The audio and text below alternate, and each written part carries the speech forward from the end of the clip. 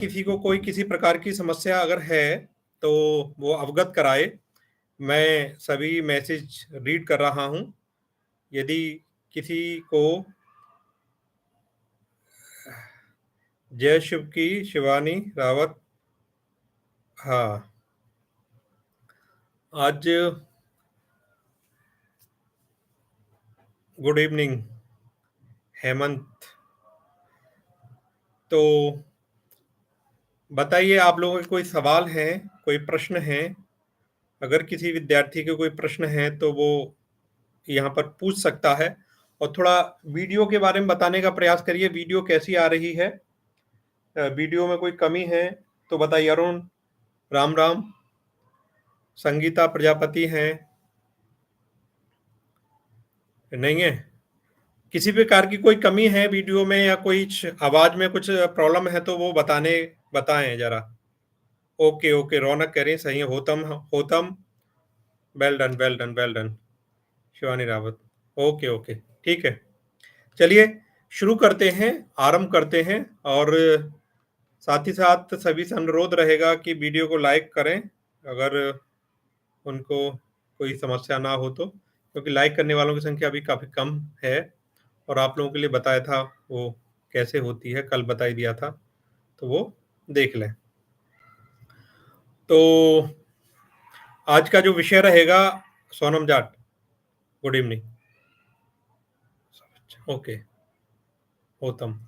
तो आज का जो विषय रहेगा वो रहेगा हिंदी अनुवाद, या खाली इसको अनुवाद भी बोल सकते हैं आप, अनुवाद। और ये जो अनुवाद है वो बीए फर्स्ट ईयर में भी है और फाइनल में भी है, सेकेंड ईयर में भी आप उसको देख सकते हैं। और क्योंकि ये आपके सिलेबस का भाग है, इसलिए इसके बारे में समझना जानना बहुत आवश्यक है। आपको ये बता दूं कि कुछ चीज़ें इसकी इतनी सरल हैं, कुछ चीज़ें इसकी इतनी सरल हैं कि यदि आप इसको गलत करके आए, विकास शाकिर, राधे राधे। अरुण, क्या हुआ अरुण, कोई दिक्कत है क्या? हाँ, तो यदि आप को ये बाद में पता चला कि अरे इसका तो आंसर इतना सरल था, वो आपसे छोटी सी चूक के कारण उसको नहीं कर पाएंगे आप। जैसे एक उदाहरण के तहत मैं बताऊं आपके लिए कि आशु अनुवाद, आशु अनुवाद क्या होता है। अगर अगर किसी विद्यार्थी को, किसी छात्र को, किसी छात्रा को अगर ये पता हो कि आशु अनुवाद किसको कहते हैं तो जरा बताने का कृपा करें। यादवेंद्र कुशवाहा, राधे राधे, राधे कृष्ण, बताओ। अगर आपको किसी विद्यार्थी को ये पता हो कि आशु अनुवाद किसको कहते हैं तो जरा बताने का कष्ट करें, बताएं जरा किसे कहते हैं। कोई बताएगा? यस या नो में आंसर दे दिया करो। यदि आपको नहीं पता हुआ करे तो यस या नो में अच्छा अच्छा, कोई बात नहीं, कोई बात नहीं। काम भी जरूरी है, आज काम करिए, उसके बाद देख ले, बाद में देख लेना आप, है ना? हाँ, यस या नो में आंसर दे दिया करो। यदि किसी छात्र को ना पता हुआ करे तो यस या नो में आंसर दे दो। आप हमारे सभी विद्यार्थी हैं तो उसमें किसी प्रकार का कोई अ, संकोच रखने की आवश्यकता नहीं है, ठीक है ना? ओके, ठीक है। आशु अनुवाद किससे कहते हैं? अब देखिए, आपको नहीं पता था और ये प्रश्न आ जाए, मान लीजिए यही प्रश्न आ जाए कि आशु अनुवाद किसे कहते हैं। अच्छा, आशु अनुवाद, इसका उत्तर पता कितना है? छोटा सा, एक छोटा सा। जो अनुवाद तत्काल किया जाए उसे आशु अनुवाद कहते हैं। बस हो गया इसका आंसर। अब बताइए कितना सरल था। जो अनुवाद तत्काल किया जाए, तत्काल किया जाए, उसी को आशु अनुवाद कहते हैं। अब बताइए कैसा था इसका आंसर? सरल है या कठिन है? सरल है या कठिन है, जरा बताओ मुझे। जो अनुवाद तत्काल किया जाए उसे आशु अनुवाद कहते हैं। सरल है ना? अब लेकिन आपको नहीं पता था, क्यों नहीं पता था? क्योंकि आपने उसको कभी पढ़ा नहीं था। तो ऐसी बहुत सारी चीजें हैं जो इतनी सरल हैं, इतनी सरल हैं जिसको आपको पता भी नहीं है, और वो इतनी सरल है ना? तो इसलिए हम कहते हैं कि आप हर चीज को टच करें, यानी हर चीज के बारे में जानें। अब बहुत से विद्यार्थी जुड़ते नहीं हैं, उनका अपना कुछ रहा होगा, रहता होगा, लेकिन आप ही बताइए इतनी सरल चीज़ें अगर परीक्षा में आईं और उसको आप ना करके आए, तो आपको कितना पछतावा होगा कि अरे एक क्लास ले लेते, उसमें पता चल जाता कि आंसू अनुवाद किसको कहते हैं। जो अनुवाद तत्काल किया जाए, उसको आंसू अनुवाद कहते हैं। लोग हो गया 2 नंबर का प्रश्न। ऐसे ही लक्ष्य भाषा किसको कहते हैं, श्रोत भाषा किसे कहते हैं, बहुत सरल है, इसी प्रकार से हैं। हाँ, ठाकुर नहीं अच्छी बात है आकाश, आप जुड़ते हैं तो आपको कुछ ना कुछ लाभ मिलेगा। आप यदि जुड़ते हैं, तो आपको उसका लाभ मिलेगा। तो मैं बस यही बात कहना चाह रहा हूँ आपसे कि कुछ चीज़ें इतनी सरल हैं, जो जिनका आपको अंदाज़ा भी नहीं है कि ये इतनी सरल हो सकती हैं। और लेकिन क्योंकि आपने कभी पहले पढ़ी नहीं, इसलिए वो आपको कठिन लग सकती हैं। तो चलिए, अब आप नोटबुक ले लें और एक पेन ले लें।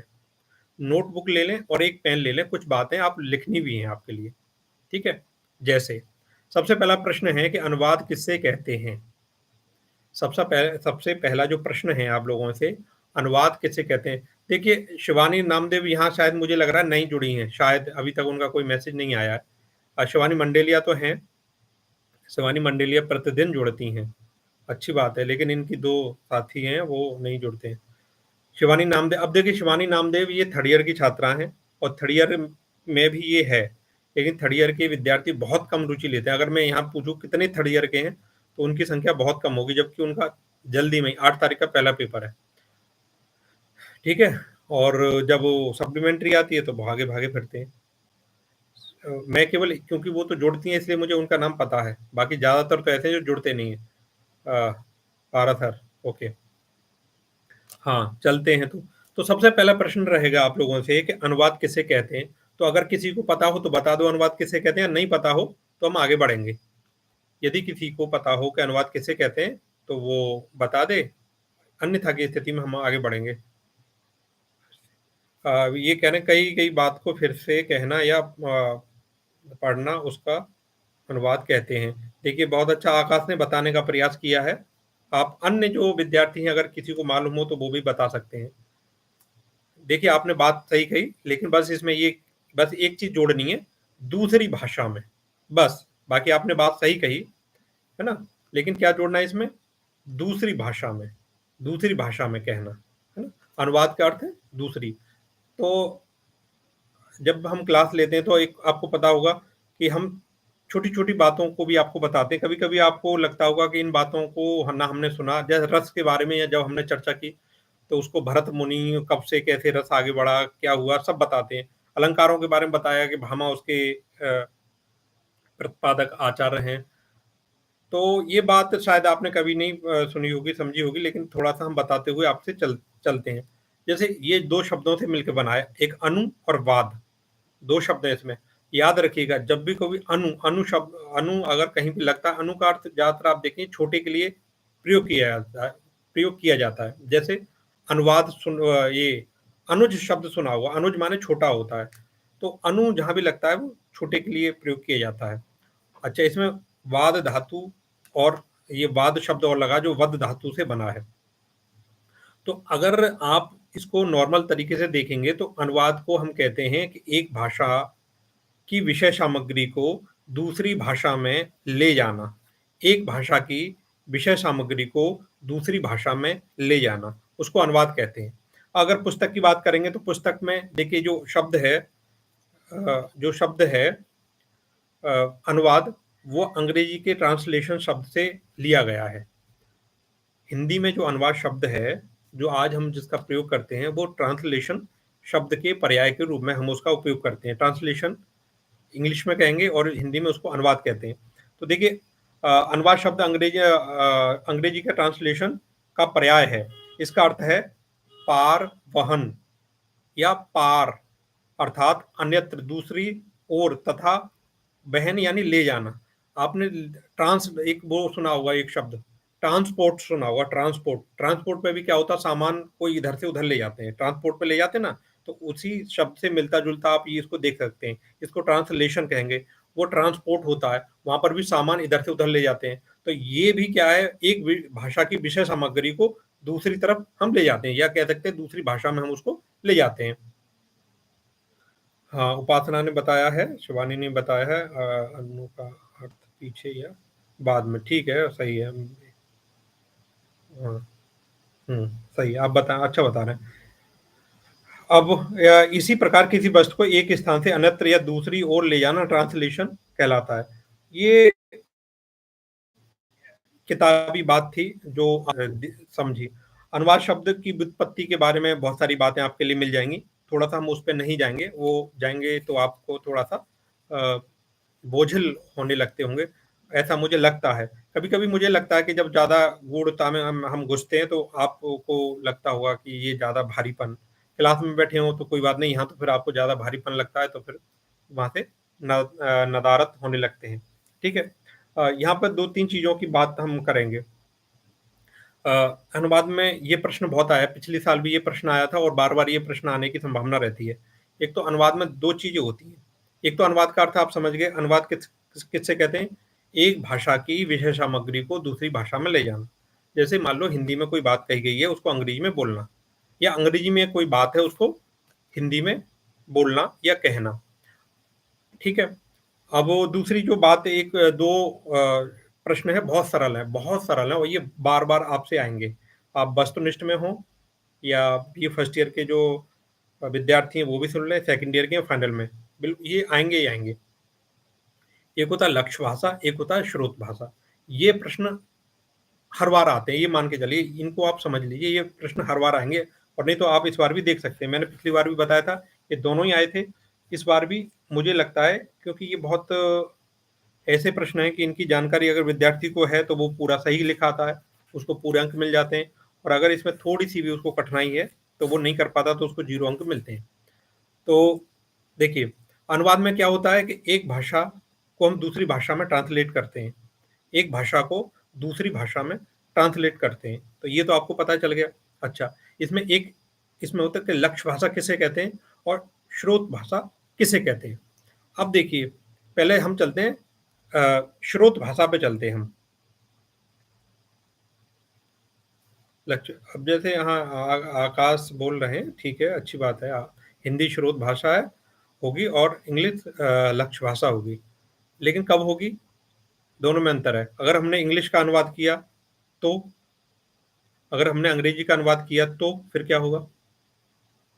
है ना? तो ऐसे नहीं होगा, पहले हमको समझना पड़ेगा कौन सी है। वैसे आपने सही बताया कि हम अंग्रेजी हिंदी का अनुवाद अगर अंग्रेजी में करते हैं, तब तो आपने जो बताया वो सही है। लेकिन अगर अंग्रेजी का हिंदी में अनुवाद करेंगे तो फिर आपका कहना ये उल्टा हो जाएगा। लेकिन आप बात को समझ रहे हैं, ऐसा मुझे प्रतीत हो रहा है। ठीक, सबसे पहले चलते हैं मान लीजिए स्रोत भाषा पे। तो पहले तो एक्चुअली क्या है ना, कि जब तक हमें शब्दों के अर्थ का ज्ञान नहीं होगा, तब तक हमारे प्रश्न का सही उत्तर हो जाए, ये थोड़ा-सा जटिल रहता है।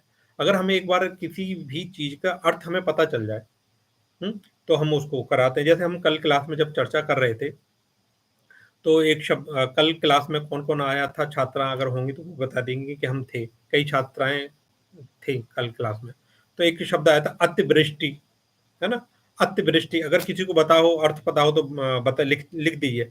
अतिवृष्टि, तो इंग्लिश स्रोत भाषा होगी और हिंदी। हाँ, सही है, बिल्कुल आपको मालूम है, इससे पता चला कि आपने पढ़ा है।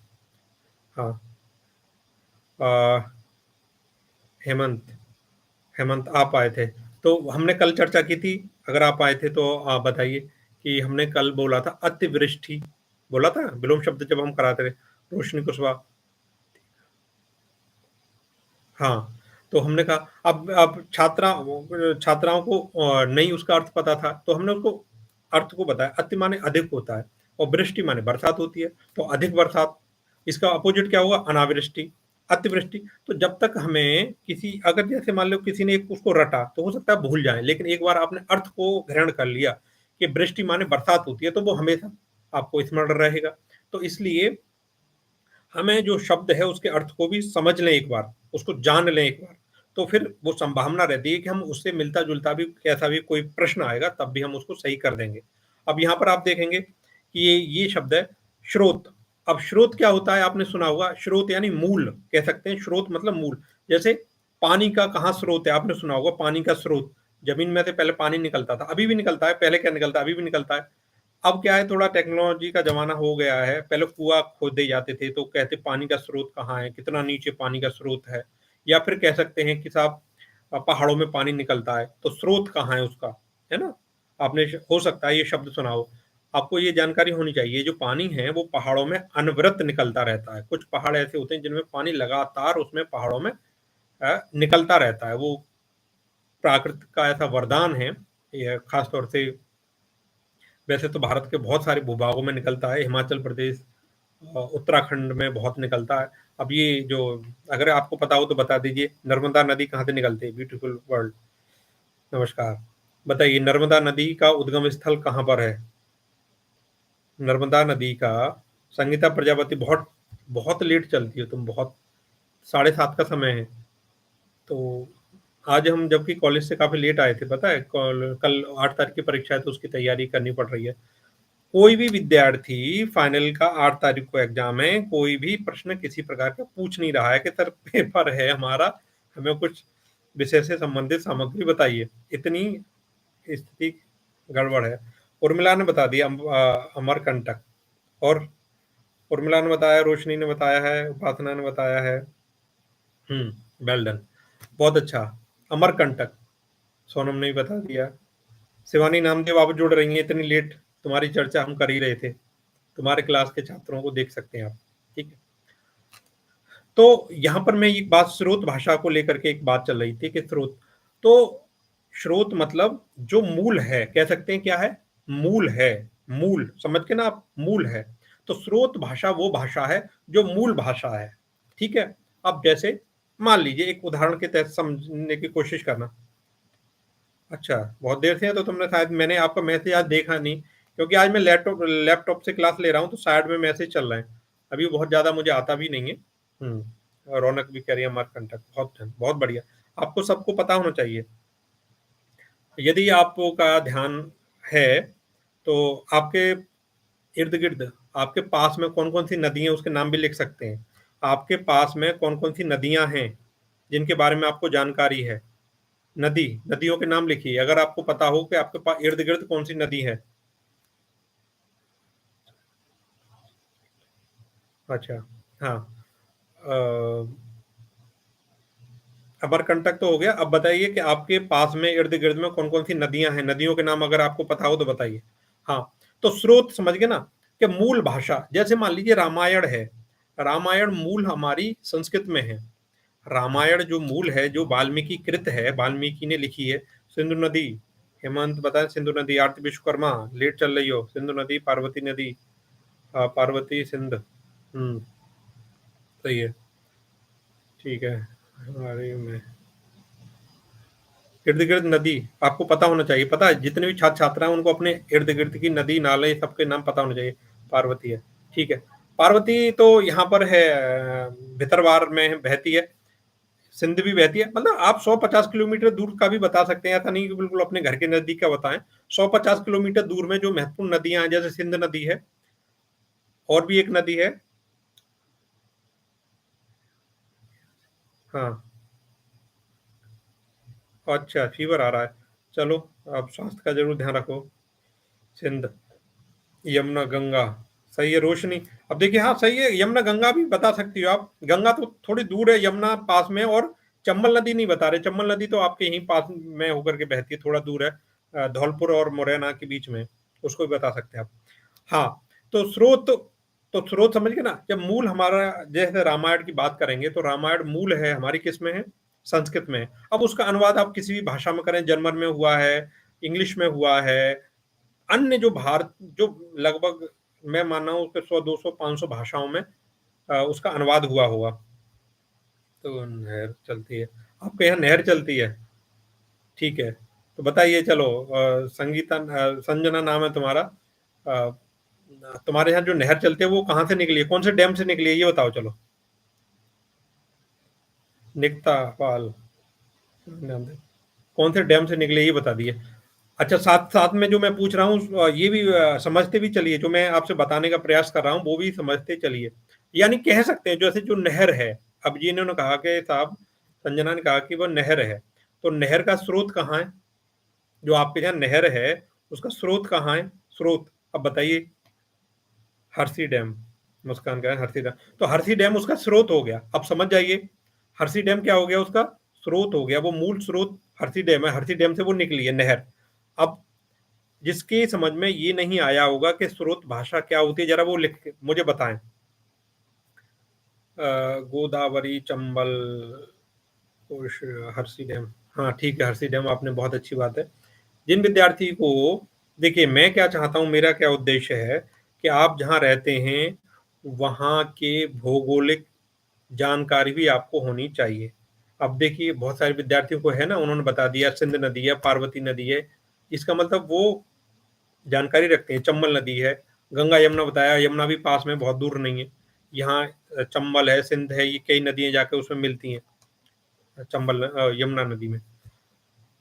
हाँ, तो मैंने कहा आप लोगों से कि गोदावरी, गोदावरी है, गोदावरी काफी दूर है, लेकिन यहाँ से बहुत दूर है गोदावरी।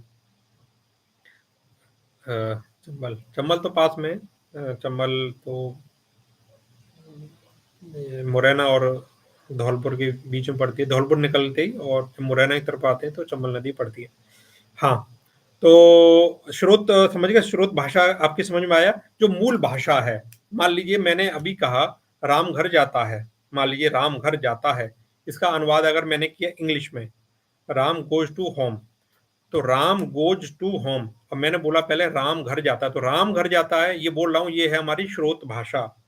और लक्ष्य भाषा कौन सी होगी, Ram goes to home, Ram goes to home, ये हमारी लक्ष्य भाषा हो गई, है ना। तो मूल जो भाषा होती है वो हमारी होती है स्रोत भाषा, कह सकते हैं उसको। अब बताइए आपकी समझ में आया या नहीं आया, लक्ष्य भाषा आपकी समझ में आया या नहीं आया। हम्म,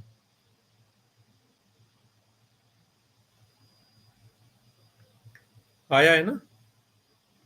चलो ठीक है, आपको लक्ष्य भाषा आपकी समझ में आ गया। अब चलते हैं हम किस पर, अब चलते हैं हम नहीं, स्रोत भाषा आपकी समझ में आ गई, अब चलते हैं लक्ष्य भाषा पर। अब चलते हैं हम कहाँ पर, लक्ष्य भाषा पर। लक्ष्य, ला है आधा क्षत्रिय और फिर या है, याद रखिए लक्ष्य मतलब आधा वो ला है और आधा क्षत्रिय वाला है, फिर या है, लक्ष्य भाषा। अब लक्ष्य भाषा, अब आपसे मैं पूछना चाह रहा हूँ, लक्ष्य आपके पास में होता है या दूर होता है। मेरा ये प्रश्न है आप लोगों से, लक्ष्य कहाँ पर होता है, पास में होता है या दूर में होता है, बताइए। आप जो जब हमारे साथ जुड़ेंगे तो आपको और भी जानकारी, मतलब सामाजिक जानकारी, व्यवहारिक जानकारी भी होनी चाहिए, या आपको उसमें वृद्धि होगी। रोशनी कह रही है पास में होता है, लक्ष्य पास में होता है। और बताइए कोई पता। हाँ, पास होता है, दूर होता है, उपासना करें दूर होता है, संगीता प्रजापति दूर होता है, शिवानी दूर होता है, दूर होता है, और उर्मिला करीं पास में होता है, मुस्कान दूर होता है। हेमंत दूर दूर दूर दूर वालों की संख्या पास में होता है, निकिता पाल करीं पास में, दीपक बात कर दूर दूर, मुस्कान शाक्य करीं पास में होता है। तो दो चार विद्यार्थी पास में कह रहे हैं और अधिकांश विद्यार्थी दूर कह रहे हैं। अब चलिए, मैं आपसे एक बात कहता हूँ कि आप जो है, हमारे पास दो बड़े ग्रंथ हैं, रामायण और महाभारत, दोनों यूट्यूब पे पड़े हुए हैं। मैं ये आपसे कहता हूँ कि सामाजिक ज्ञान के लिए, व्यवहारिक ज्ञान के लिए इन दोनों को देखो आप। सामाजिक ज्ञान के लिए और व्यवहारिक ज्ञान के लिए इन दोनों को देखिए आप। तो एक बात बताइए, उसमें एक प्रसंग आता है कि अर्जुन जो है चिड़िया की आंख में तीर मारता है। आपको पता होगा वो प्रसंग, आपने द्रोणाचार्य जब कहते हैं कि तुम्हें क्या दिख रहा है, कि मुझे तो केवल चिड़िया की आंख दिख रही है, तो कोई और नहीं मार पाता है। वो उनके शिष्य हैं द्रोणाचार्य के, ये भीम, नकुल, सहदेव, वो ये जितने भी हैं, और दुर्योधन और बहुत सारे जो कौरव हैं, और इनमें एक अर्जुन भी है। तो जो जब वो एक चिड़िया में तीर मारने की बात करते हैं कि तुम्हें चिड़िया की आंख में तीर मारना है, सभी अपने शिष्यों से कहते हैं। तो पूछते हैं तुम्हें क्या दिख रहा है, जैसे और हैं नकुल, सहदेव या भीम या दुर्योधन अन्य भाइयों से पूछते हैं, तो वो कहते हैं मुझे ये दिख रहा है, वो दिख रहा है, चिड़िया के इर्द गिर्द पेड़ दिख रहा है, डाली दिख रही है। लेकिन जब अर्जुन से पूछते हैं तुम्हें क्या दिख रहा है, तो अर्जुन कहता है मुझे तो केवल चिड़िया की आंख दिख रही है। अब मैं ये आपसे पूछना चाह रहा हूँ, वो चिड़िया जो है बिल्कुल पास में बैठी होगी या दूर होगी। आप विद्यार्थियों से मैं पूछना चाह रहा हूँ, जब द्रोणाचार्य कहते हैं चिड़िया में तीर मारने की बात करते हैं आंख में अर्जुन से, तो वो चिड़िया पास में होगी या दूर होगी। अब बिल्कुल जैसे मैं यहाँ बैठा हूँ, इतनी दूर तो थोड़ी नहीं होगी, ज़ाहिर-सी बात है। संगीता प्रजापति क्या कह रही हैं? सर लक्ष्य तो पास होता है, पर उस तक पहुँचना में समय लगता है। समय लगता है। तो फिर पास कैसे हो गया? भाई लक्ष्य आप बड़ा ही तो रखोगे। आप मान लीजिए अभी पढ़ रहे हैं, अभी आप पढ़ रहे हैं बीए स्नातक में, यानी BA first year, second year में तीनों में स्नातक कहा जाता है। तो अगर आप मान लो नौकरी प्राप्त करना चाह रहे हैं, जॉब प्राप्त करना चाह रहे हैं, तो जॉब प्राप्त करना क्या बिल्कुल पास में धरा हुआ है या दूर धरा हुआ है? पहले आप स्नातक करोगे, स्नातक करने के बाद कॉम्पिटिशन कई साल लग जाते हैं, पता है कॉम्पिटिशन पास करने तैयारी करने में कई साल, आईएएस पीसीएस की पता है तैयारी, लोग दिल्ली में 4-4 5-5 साल लग जाते हैं और कितना बड़ा सिलेबस होता है। जो विद्यार्थी तैयारी कर रहे हैं उनको पता होना चाहिए, है ना? कोई या फिर आप मान लीजिए बीएड करके टीचर बनना चाह रहे हैं, तक करेंगे, फिर 2 साल का बीएड करेंगे, उसके बाद फिर जॉब निकलेंगे, फिर तैयारी करेंगे, तब जाके आपका मतलब ये नहीं था। कोई बात नहीं, आपने ऐसा नहीं जो कह दिया है तो वही है, आपसे कोई यहाँ तो केवल आपके अंदर और ज़्यादा ज्ञान को की ज्वाला को प्रज्वलित करना है। यहाँ पर आने का मतलब ये है कि सही-गलत से मतलब नहीं है, मतलब ये है कि जो आप सीखें यहाँ से, यहाँ यहाँ आपकी ज्ञान की जो ज्वाला है, वो बढ़ जाए, ठीक है ना? ये एक उद्देश्य है। 1 मिनट।